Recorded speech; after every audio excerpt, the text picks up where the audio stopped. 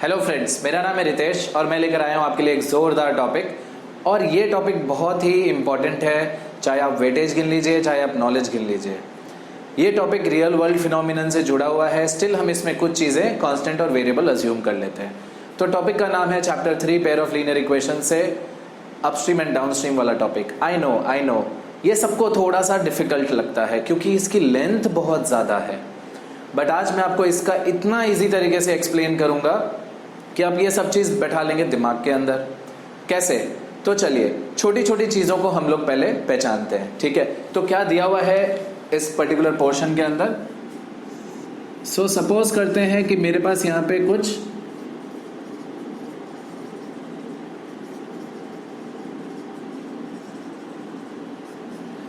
Topic का नाम है अपस्ट्रीम डाउनस्ट्रीम वाला केस, ठीक है।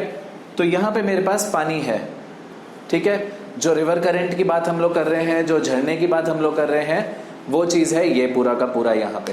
Now try to understand. और एक है मेरे पास यहाँ पर बोट, ठीक है। बोट चलाने के लिए बोट में एक पेडलर बैठा हुआ है जो बोट को रो करता है। जो बोट चलती है ना उसे हम कहते हैं बोट रोइंग।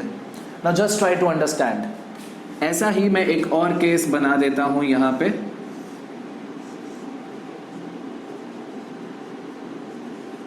ठीक है, ऐसा ही एक बार और बना देता हूं मैं यहां पे। पहले आप इसका कॉन्सेप्ट समझ ले, पहले आप इसके जो मेन वेरिएबल्स है वो समझ ले, उसके बाद हम सम की तरफ बढ़ेंगे। तो सबसे पहले एक जो बोट रो की जा रही है उसकी खुद की एक स्पीड है। तो हम हमेशा हमारे केस में अज्यूम करेंगे कि let speed of the boat be x kilometres per hour. एक वेरिएबल है यहाँ पे बोट की speed x kilometres per hour. उसके बाद जो दूसरा आता है वो है पानी का झरना। अगर हवा चल रही है तो पानी उसके साथ बहेगा, बट अगर हवा नहीं चल रही है तो पानी नहीं रहेगा, पानी नहीं बहेगा और पानी रहेगा वहां पे स्टैग्नेंट, स्टिल पोजीशन पे, ठीक है। And speed of the stream लिखो चाहे रिवर करंट लिखो, वो आपको अज्यूम करना है y किलोमीटर्स पर आवर। इतनी चीजें फिक्स्ड है। बोट की speed x kilometres per hour, stream की speed y kilometres per hour. चलिए ठीक है, अब देखते हैं आगे। सपोज करते हैं कि जो बोट चलाने वाला इंसान वहां पे बैठा है, जो रोअर है, वो आलसी है, बोट पेडल कर ही नहीं रहा, तो बोट वहीं खड़े रहेगी। इस मोमेंट में इनकी जो टोटल स्पीड है, तो ये जो टोटल स्पीड मैं आपको बता रहा हूं वो इस केस के लिए है, उसकी स्पीड जो है अभी x which is 0 particular because he is not rowing. और अगर पानी में इधर कोई मूवमेंट भी नहीं है, पानी बह ही नहीं रहा, तो उसकी जो टोटल स्पीड हो जाएगी वो हो जाएगी x plus y, which actually would be 0 kilometres per hour and he will be standing still, वो अपनी जगह पे खड़े रहेगा। उसके बाद सपोज करते हैं ये इसको 5 किलोमीटर्स पर आवर की स्पीड से चला रहा है, बट पानी में कोई मूवमेंट नहीं है, हवा नहीं चल रही है, तो पानी बह नहीं रहा। तो सेकंड केस का जो टोटल स्पीड है वो हो जाएगा x plus y, but total तो 5 किलोमीटर्स पर आवर ही रहेगी। चलिए फिर आगे एक और केस देखते हैं। बोट को 5 किलोमीटर्स पर आवर की स्पीड से चला रहा है और हवा भी इसी डायरेक्शन में बह रही है। अच्छा, ये फिनोमिनन अपनी लाइफ में सबने ऑब्जर्व किया होता है। एज अ किड हमने साइकिल चलाई, साइकिल चलाते चलाते कई बार बहुत ज़्यादा प्रेशर से पेडलिंग करनी पड़ती है। क्यों? क्योंकि हवा आपके सामने से आ रही है और हवा का फ्लो जो है वो आपके फ्लो को रोकता है। अच्छा, अगर आपकी स्पीड ज़्यादा नहीं होगी तो हवा आपको पीछे ढकेलेगी, जो हम होने नहीं देते और होता भी नहीं है नेचुरली। तो हम क्या करेंगे, ज़्यादा तेज़ी से चलाएंगे, ठीक है। अब सुनो, अगर हवा हमारे साथ ही फ्लो कर रही हो तो ये भी कई बार आपने ऑब्जर्व किया होगा, आपकी साइकिल अचानक से तेज चलने लग जाती है, या फिर किसी ढलान से आप साइकिल नीचे उतार रहे हो। सबने अपने लाइफ में किया होता है, अगर कोई ढलान से साइकिल लेके नीचे उतरा है तो वो क्या करेंगे, पेडलिंग करना ही बंद कर देंगे, क्योंकि जो विंड मूवमेंट है वो भी आपको नीचे लेके जाएगी, आई मीन आपके साथ बहेगी। एंड सेकेंड चीज, अगर आप ग्रेविटी का पुल देखोगे तो वो आपको नीचे की तरफ खींचेगी। सो अगर जो विंड फ्लो है वो भी है 5 किलोमीटर्स पर आवर, तो टोटल स्पीड यहाँ पे हो जाएगी x प्लस वाई और जो टोटल स्पीड है वो हो जाएगा 10 किलोमीटर्स पर आवर। ये 3 ऑब्जर्वेशंस जो मैंने लिखे हैं यहाँ पे, ये बहुत इंपॉर्टेंट है। खैर हम यूज करेंगे सबसे लास्ट वाला, ठीक है, सबसे लास्ट वाला हम लोग यूज करेंगे। चलो, तो ये था सबसे फर्स्ट एक्सप्लेनेशन पार्ट, जिसमें मैंने आपको ये सिखाया कि अगर विंड फ्लो भी है और अगर यहाँ पे पेडलर रो भी कर रहा है तो आपका जो स्पीड है वो ऐड हो जाएगा टोटल। बट इसमें एक प्रॉब्लम है। सपोज करते हैं विंड इस तरफ की नहीं, इस तरफ की है, मतलब डायरेक्शन बदल गया, ठीक है। और अब जो विंड की स्पीड है मैं ले लेता हूं 2 किलोमीटर्स पर आवर। अच्छा, जो मैं विंड फ्लो की बात कर रहा हूं वही स्ट्रीम का स्पीड हो गया, वही स्ट्रीम का फ्लो हो गया 2। तो अब देखो, आप 5 की स्पीड से बढ़ रहे हो, ये आपको 2 की स्पीड से पीछे ढकेलेगा, तो 5 - 2 आपका एक्चुअल स्पीड कितना हो जाएगा? 3 किलोमीटर्स पर आवर। तो उसमें आपको क्या करना है, उसमें आपको जो टोटल स्पीड लिखनी है वो हो जाएगी x - y and that would be 3 kilometers per hour, and that would be 3 kilometers per hour. तो this is your full explanation for upstream and downstream. But ये मत सोचिए कि टॉपिक खत्म हो गया, क्योंकि जो टाइप ऑफ सम्स इसमें पूछे जाते हैं, अगर मैं उसमें ये चीज से शुरुआत करूं तो this holds just 5% of your entire sum, just 5%। अब आप बोलेंगे सर सिर्फ 5% में इतना सारा?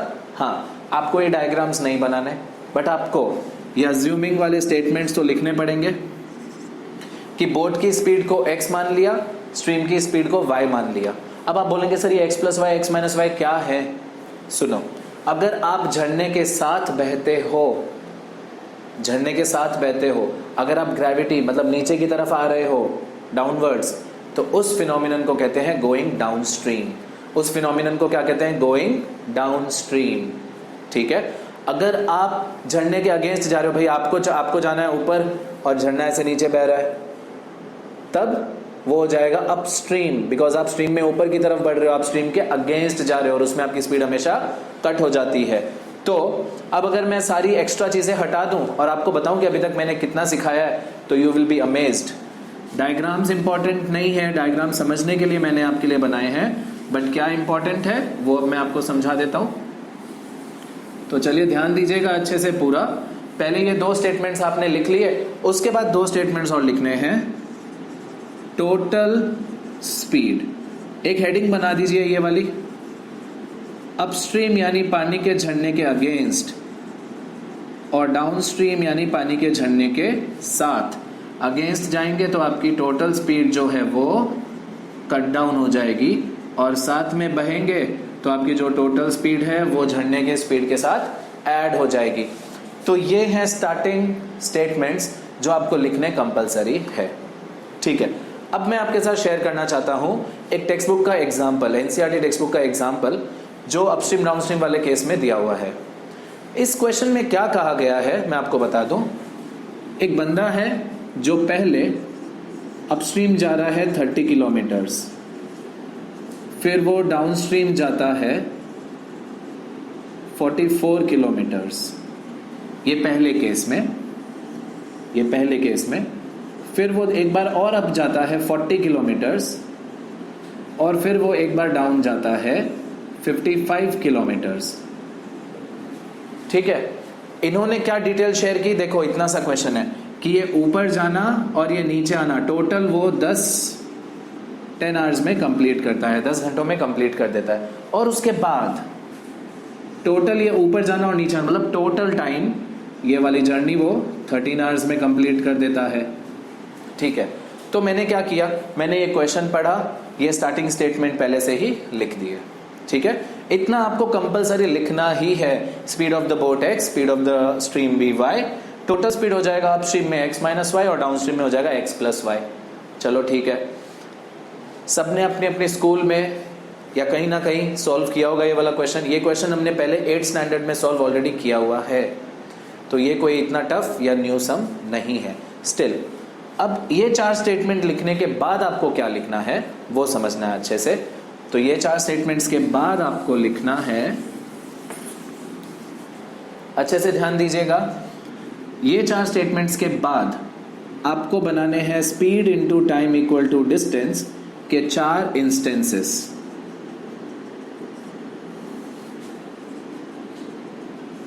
क्योंकि जितनी बार वो जर्नी कवर कर रहा है उतनी बार के लिए हम लोग speed into time equal to distance के फॉर्मूला को सेटअप करेंगे, ठीक है। So this is integration of linear equations as well as this formula. Well this is a concept, तो अच्छे से ध्यान दीजिएगा। सबसे पहले उसकी स्पीड कितनी है अपस्ट्रीम में, पहले वो कहाँ पे जा रहा है, अप, फिर हम लिख रहे हैं डाउन, फिर हम लिख रहे हैं अप, फिर हम लिख रहे हैं डाउन। अच्छे से ध्यान दीजिएगा, बहुत इंटरेस्टिंग टॉपिक है। हाँ बहुत लंबा है बट मैं उसको उतना ही शॉर्ट बना दूंगा। तो स्पीड अप जाने की स्पीड कितनी है, x माइनस वाई। भाई पहली जर्नी का इंडिविजुअल टाइम तो हमें पता नहीं, तो क्या करेंगे, हम ले लेंगे टाइम ऊपर जाने का केस 1, टाइम अप 1 और डिस्टेंस कितना है 30, तो tu1 कितना हो गया 30 upon x minus y. Call this your first equation और call this a first intermediate equation. फिर स्पीड कितनी है डाउन जाने की, x प्लस वाई, ये क्या हो जाएगा td1 और जर्नी कितनी है 44 किलोमीटर्स की, तो td1 हो जाएगा 44 upon x plus y. Call this equation number 2। अब सुनो, हम इतना जरूर जानते हैं कि ये ऊपर जाने का टाइम और ये जो नीचे जाने का टाइम लगा है, टोटल ऊपर जाने का नीचे जाने का जो टोटल टाइम लगा है tu1 plus td1, you can make a guess, it's 10 hours. तो ये हो गया 30 upon x minus y plus 44 upon x plus y equal to 10 hours. ये अभी भी पूरा कंप्लीट नहीं हुआ है, अभी भी हम फिलहाल एक इंटरमीडिएट सेक्शन पे आके रुके हुए हैं, बिकॉज हम इसको सॉल्व नहीं कर सकते। मान लेते मैं इसको सॉल्व करने जाता हूँ और एलसीएम लेता हूँ, जो कि मेरा फर्स्ट स्टेप होगा, तो x into x x square हो जाएगा और कहाँ लीनियर बनाते बनाते हम क्वाड्रेटिक में पहुंच गए। तो ये काम नहीं करना है, पहले इसको रेडी कर लेते हैं। x minus Y tu2, distance कितना है 40, तो tu2 कितना हो जाएगा 40 upon x minus y. Point number 4, x plus y td2, distance कितना है 55, तो td2 कितना हो जाएगा 55 upon x plus y. Now from fourth and let's call it fifth one, we know tu2 plus td2 कितना टाइम लग रहा है दोनों जर्नी कंप्लीट करने में, 13 आवर्स। तो ये हो गया 40 upon x minus y plus 55 upon x plus y is equal to 13। Let's call it statement 6। So सबसे पहले हमने 4 स्टेटमेंट्स लिखे थे जिसमें हमने अजम्पशंस किए थे कि बोट की स्पीड है x, स्ट्रीम की स्पीड है y, total speed downstream हो जाएगी x plus y, total speed upstream हो जाएगी x माइनस वाई। फिर ये 4 इन्होंने जर्नी दे रखी थी, 4 डिस्टेंसेस थे, तो मैंने 4 बार स्पीड टाइम डिस्टेंस लगाया। जितनी बार डिस्टेंसेस देंगे उतनी बार आपको ये इंटीग्रेट करना होगा कंपलसरी। एक एक करके मैंने सॉल्व किया, बट अब मुझे प्रॉब्लम दूसरी भी नजर आ गई कि x minus y into x plus y अगर एलसीएम लेके करूं तो ये क्वाड्रेटिक इक्वेशन में शिफ्ट हो जाएगा, मतलब नहीं है, राइट। अब हम इसको करेंगे रिड्यूस। हेंस इस पूरे टॉपिक का नाम अगर मैं कहा लिखूं तो वो है reducible pair of linear equations, जिसका सबसे मेन पॉइंट है अपस्ट्रीम और डाउनस्ट्रीम सीखना। ऐसे और भी कई सारे क्वेश्चन है, एम्ब्रॉयडरी वाले, देन टाइम एंड वर्क वाले, जितने भी टाइम एंड वर्क वाले आएंगे एंड रेम्यूनरेशन वाले आएंगे वो सारे के सारे reducible pair of linear equations में जाएंगे। चलिए एक अब इसके आगे का स्टेप देखते हैं। आपको मेरे साथ साथ सभी कुछ लिखते जाना है, या पहले सीख लो फिर से रिवाइंड करके अच्छे से लिख लेना पूरा। तो यहाँ पे मेरे पास है इस टाइप का स्टेटमेंट जिसमें डिनोमिनेटर में बहुत बड़ी बड़े बाइनोमियल टर्म्स रखे हुए हैं। तो मैं क्या करूंगा वो देखिए, let 1 upon x minus y को मैं a मान लेता हूं और जो 1 अपॉन एक्स प्लस वाई है उसको b मान लेता हूं। ये असम्पशंस करने के बाद क्या हुआ वो देखो। तो 30 अपॉन एक्स माइनस वाई है, यहाँ पे आप देख सकते हो 1 अपॉन एक्स माइनस वाई आपको अलग से दिखेगा। तो 30 अपॉन एक्स माइनस वाई का मतलब क्या हो जाएगा 30a, अकॉर्डिंगली ये हो जाएगा 44b इक्वल्स टू टोटल कितना है 10। Let's call it point number, और this is our actual linear equation. अब देखते हैं क्या होगा आगे। ये है 40a प्लस 55b और कितना है टोटल यहाँ पे 13। Let's call it equation number 8। अब मेरे पास सब्स्टिट्यूशन मेथड है, एलिमिनेशन मेथड है और क्रॉस मल्टीप्लिकेशन मेथड है। मैं इन तीनों में से किसी भी एक मेथड से इसमें से वैल्यूज़ निकाल सकता हूँ ए और बी की। बट याद रखना ए और बी हमारी फाइनल वैल्यूज़ नहीं है। हमारी फाइनल वैल्यूज़ तो जो स्टार्टिंग अजम्पशन था एक्स और वाई ही रहेगी। मैं ए और बी इंटरमीडिएट स्टेप्स में सॉल्व करूंगा, वैल्यूज़ निकालूंगा और फिर एक्स और वाई भी ढूंढूंगा। तो देखो क्या करना है आपको।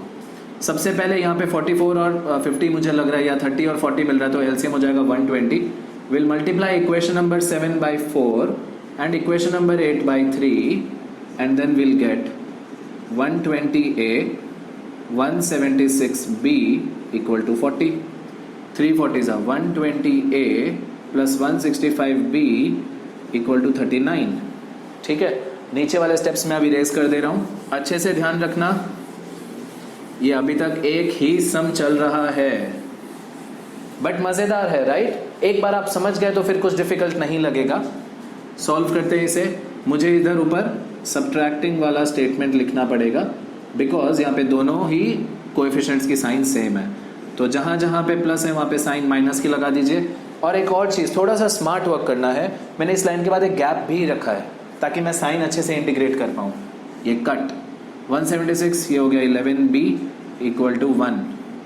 तो b इक्वल टू कितना हो गया 1/11। Substituting b equal to 1/11 in equation 4, किसी में भी रख सकते हैं, फोर्थ में, फिफ्थ, सॉरी सेवेंथ इक्वेशन में। तो ये हो गया 30a plus 44 into 1/11 equal to 10। तो 30a plus 4 equal to 10, 30a equal to 6, a equal to 1/5। और मैंने क्या कहा था, a और b हमारा पर्पस नहीं है ढूंढना। अब मैं क्या ढूंढने वाला हूं वो देख लो। a की वैल्यू कितनी है 1/5, b की वैल्यू कितनी है 1/11। अगर इन्हें रेसिप्रोकेट कर दूं तो x माइनस वाई की वैल्यू मिलेगी 11, सॉरी यहाँ पे मिलेगी 5, और x प्लस वाई की वैल्यू मिल जाएगी अपने को 11। फिर से गए लीनियर इक्वेशंस, फिर से सॉल्व करो, फिर से एलिमिनेट करो, बट फिर भी इजी है। सॉल्व करते हैं। यहाँ पे क्योंकि दोनों की साइंस डिफरेंट है तो मैं लिखूंगा adding these equations. Minus y plus y गया, 2x इक्वल टू 16, तो x की वैल्यू कितनी आ गई अपनी 8। और इसी तरीके से सब्सटीट्यूट करेंगे यहाँ पे, substituting x equal to 8 in equation, give them numbers, right. Let's call them 0.8 ना, 0.9, 0.10। 8 माइनस वाई इक्वल टू 11, तो y equal to 11 minus 8, y equal to 3। इसका मतलब अब खत्म हुआ जाके सम। बोट की स्पीड कितनी है 8 किलोमीटर्स पर आवर, स्ट्रीम की स्पीड कितनी है 3 किलोमीटर्स पर आवर। अब एक बार वेरीफाई करना चाहिए हमें, फिर से वेरीफाई करते हैं। अच्छे से ध्यान देना, वेरिफिकेशन एक इंपॉर्टेंट स्टेप होता है। आपको लिखना नहीं है, इसके आपको मार्क्स नहीं मिलने वाले हैं, बट खुद के लिए वेरिफिकेशन में सही हो गया मतलब मुझे पता है कि मेरा पूरा सही है and I will get full marks. तो चलो देखते हैं। पहले वो 30 किलोमीटर की जर्नी करता है, 30 किलोमीटर की जर्नी करता है, राइट।